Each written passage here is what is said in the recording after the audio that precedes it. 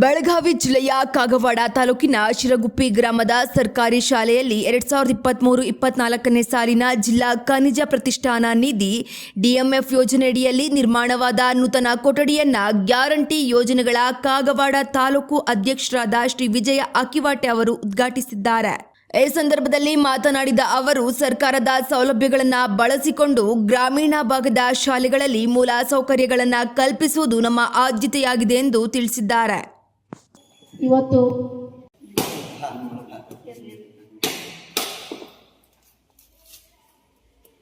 ನಾಳೆ ಪ್ರಾಬ್ಲಮ್ ಮಾಡ್ಕೋದಿಲ್ಲ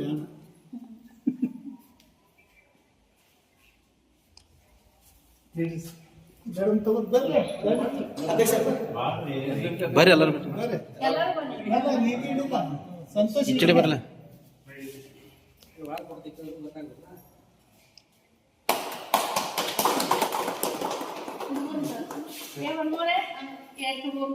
ಬರ್ರಿ ಒಳಗೆ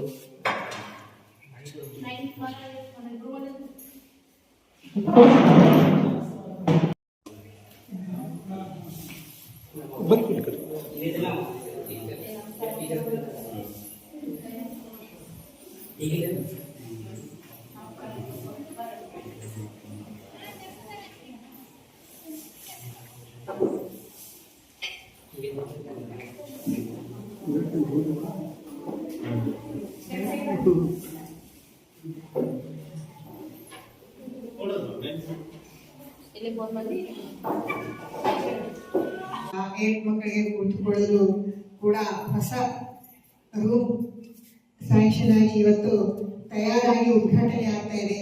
ಇದು ತುಂಬಾ ಸಂಭ್ರಮದ ವಿಷಯ.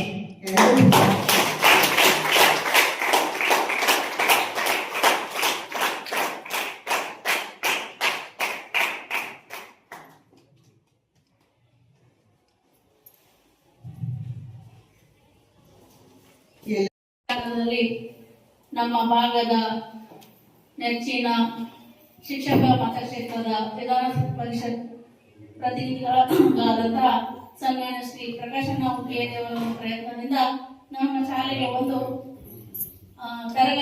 ಕೊಠಡಿಯನ್ನ ಮಂಜೂರು ಮಾಡಿದ್ರು. ಇದು ಅಂದಾಜು 17 ಲಕ್ಷ ರೂಪಾಯಿಗಳ ಮೌಲ್ಯವನ್ನು ಹೊಂದಿದ್ದು ಈ ಒಂದು ಕೊಠಡಿಯ ಕಾಮಗಾರಿ ಪೂರ್ಣಗೊಂಡಿರುತ್ತದೆ.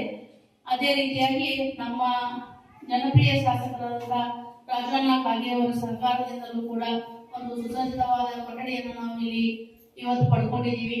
ನಮ್ಮ ಮಕ್ಕಳಿಗೆ ಗ್ರಾಮೀಣ ಮಟ್ಟದ ಬಡ ಹಿಂದುಳಿದ ಮಕ್ಕಳಿಗೆ ಶಿಕ್ಷಣದಲ್ಲಿ ಒಂದು ಒಳ್ಳೆಯ ಭೌತಿಕ ಸೌಲಭ್ಯವನ್ನು ಒದಗಿಸಿಕೊಡುವ ನಿಟ್ಟಿನಲ್ಲಿ ನಮ್ಮ ಭಾಗದ ಎಲ್ಲ ಜನಪ್ರಿಯ ನಾಯಕರು, ಗ್ರಾಮಸ್ಥರು, ನಮ್ಮ ಶಾಲೆಯ ಅಧ್ಯಕ್ಷರು, ಸದಸ್ಯರು, ಸರ್ವರೆಲ್ಲರೂ